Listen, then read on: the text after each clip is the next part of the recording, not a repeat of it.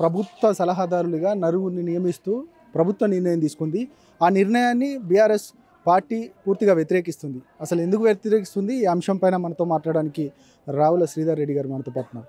చెప్పండి, ఎందుకు ప్రభుత్వ సలహాదారులను వ్యతిరేకిస్తున్నారంటే మీరు ఏం చెప్తారు?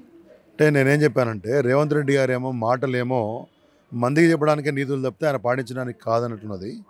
మా ప్రభుత్వం ఉన్నప్పుడు కొత్తగా రాష్ట్రం వచ్చింది, అంతా కొత్తగా ఉన్నది, పరిపాలన మంచిగా చేసుకోవాలి కాబట్టి అందరూ కొత్త వాళ్ళు కాబట్టి రిటైర్డ్ ఐఏఎస్ ఐపీఎస్ ఆఫీసర్లను జిఆర్ రెడ్డి గారు లాంటి సబ్జెక్ట్ ఎక్స్పర్ట్స్ని తీసుకొని వాళ్ళ సలహాలతోటి పాలనా పంతిని మెరుగుపరచుకోవాలని చెప్పేసి కేసీఆర్ గారు ఆలోచించారు.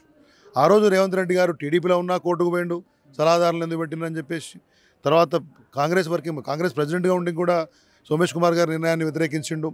ఇవాళ అసలు సలహాదారులే మా ప్రభుత్వంలో ఉండరు అన్న రేవంత్ రెడ్డి ఇవాళ ఆయన సొంత పనుల కోసం ఆయన దోస్తును ఒక ఆయనను ఓటుకు నోటు కేసులో ఆయనకు సహచరిగా ఉన్నవాడిని, లేకపోతే ఆయనకు దగ్గరగా ఉన్న వ్యక్తిని, ఆయన కార్లు తిరిగేట ఆయనను, ఇంకా ఫైళ్ళు మోసేటోళ్ళను, లేకపోతే గాంధీ భవన్లో పనిచేసే వాళ్ళను ఇలా సలహాదారులను మంత్రుల హోదాలో పెట్టడం అనేది ఏం కరెక్టు? ఎట్లా మీరు సమర్థించుకుంటారు? పబ్లిక్ అఫైర్స్కి ముఖ్యమంత్రికి వేం నరేంద్ర రెడ్డి లాంటి ఆయన ఏం సలహాలు చెప్తాడు? ఆయన ఎక్కడ ఈ విషయంలో ఎక్స్పర్టీస్ ఉంది? అదేవిధంగా ఇప్పుడు ప్రోటోకాల్కి సంబంధించి, ప్రజా సంబంధాలకు సంబంధించి ఇంకో ఆయనను పెట్టినారు. మరి పెద్ద ప్రోటోకాల్ డిపార్ట్మెంట్ ఉంది, దానికి సీనియర్ ఐఏఎస్ దాని సారథ్యం వహిస్తాడు.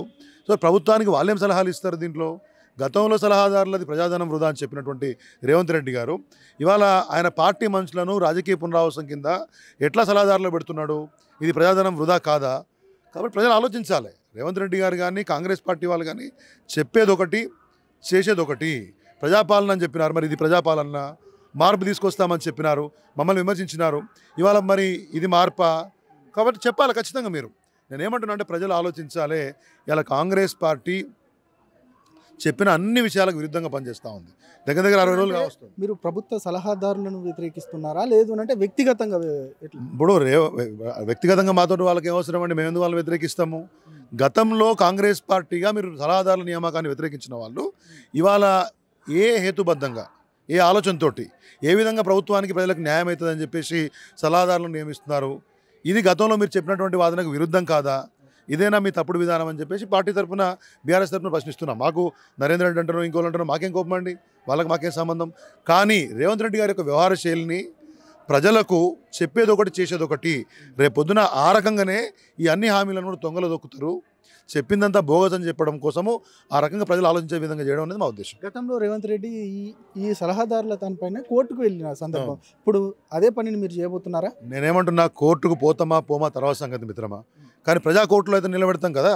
ఇవాళ కోర్టులు ఒక అంశం, కానీ ఇంత పెద్ద ప్రజాస్వామ్యంలో ప్రజలే న్యాయ నిర్ణేతలు, ప్రజలే అన్ని అంశాలకు వాళ్ళ అభిప్రాయమే ఫైనల్ ఉంటుంది. కాబట్టి నిజమేంది, అబద్ధమేంది, కాంగ్రెస్ పార్టీ మాట్లాడింది ఏంది, ప్రభుత్వం రాకముందు ప్రభుత్వంలో చేస్తున్నది ఏంది అనే విషయాన్ని ప్రజలు తెలుసుకోవాలి. కాబట్టి ప్రజాకోర్టులో పెట్టినా ప్రజలు తెలుస్తారు. ఇక నిన్న ఏదైతే లండన్ టూర్లో రేవంత్ రెడ్డి మాట్లాడుతూ మీ పార్టీని 100 మీటర్ల దూరంలో బొందబెడతా అని చెప్తున్నారు. దీన్ని ఎట్లా చూస్తారు మీరు? రేవంత్ రెడ్డి గారి లాగా చాలామంది మాట్లాడారు. బీఆర్ఎస్ పార్టీ 23 ఏళ్ల ప్రస్థానంలో ఇటువంటి అనేక ఒడిదుడుకులను ఉమ్మడి ఆంధ్రప్రదేశ్లో ఆ రోజు వలస బాలకుల నుంచి ఉన్నటువంటి ముప్పును ఎదుర్కొన్నాం. ఆ తర్వాత ఇంటి దొంగలు కొంతమంది ప్రయత్నం చేశారు. ఆ మధ్య ఓటుకు నోటు కేసు ఎందుకు వచ్చిందో మీ అందరికీ తెలుసు. ప్రభుత్వాన్ని కూల్చే ప్రయత్నం కూడా చేసినారు. తర్వాత రకరకాలుగా బదనాం చేసే ప్రయత్నం చేసినారు. కానీ బీఆర్ఎస్ని ఏం దెబ్బతీయలేకపోయినారు. ఇవాళ కూడా 39 మంది శాసనసభ్యులతోటి 28 మందికి పైగా ఎమ్మెల్సీలతోటి మేము బలంగా ఉన్నాం. రాష్ట్రంలో సర్పంచ్ నుంచి మొదలుపెట్టి జిల్లా పరిషత్ చైర్మన్ పర్సన్ వరకు అన్ని రకాలుగా మేము స్థానిక సంస్థల్లో కూడా బలంగా ఉన్నాం. మా పార్టీ బలంగా ఉంది. ఇవాళ పార్లమెంట్ రివ్యూలోకి వస్తున్నటువంటి పెద్ద ఎత్తునటువంటి కార్యకర్తల యొక్క సంఖ్య, వాళ్ళ యొక్క అభిప్రాయాలే మా పార్టీ యొక్క బలం. కాబట్టి రేవంత్ రెడ్డి లాంటి వాళ్ళు 100 మూటలు కాదు. మీరు ఇవాళ తీసుకున్నటువంటి సలహాదారుల నిర్ణయం లాంటి ప్రజా వ్యతిరేక విధానాలు, ప్రజా ప్రయోజనాలకు పనికిరానటువంటి విధానాలు తీసుకుంటే మిమ్మల్ని అదే ప్రజలు 1000 మీటర్ల లోతులో పొందబెడతారు. మీరు మమ్మల్ని ఏం చేయలేరు. ఇక రావుల శ్రీధర్ రెడ్డిని ఎట్లా చూడబోతున్నాము? ఎంపీగా చూడబోతున్నామా? ఎక్కడి నుండి పోటీ చేయబోతున్నారంటే ఏం చెప్తారు? అంటే ఒకటండి, ఇప్పుడు ఆ విషయం నిర్ణయించేది పార్టీ రాష్ట్ర అధ్యక్షులు మా కేసీఆర్ గారు. ఖచ్చితంగా పార్లమెంట్ సభ్యుడిగా పోటీ చేయాలని నాకు ఇంట్రెస్ట్ ఉంది.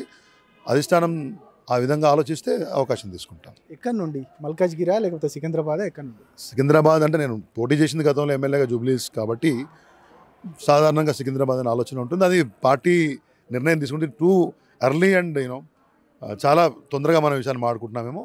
పార్టీ చూస్తుంది మేమేం చేయాలనే విషయం. ఇది శ్రీధర్ రెడ్డి గారు చెప్తా ఉన్నారు. పార్టీ ఒకవేళ నిర్ణయం తీసుకుంటే సికింద్రాబాద్ నుండి పోటీ చేయడానికి మాత్రం నేను సిద్ధంగానే ఉన్నాను. ఇక అదేవిధంగా ప్రభుత్వ సలహాదారులకు సంబంధించి ఏ అర్హత ఉంది అంటూ కూడా ఇక ఆ అర్హతను బట్టి వారిని నియమించుకుంటే బాగుంటుంది అంటూ కూడా ఆయన చెప్తా ఉన్న పరిస్థితి.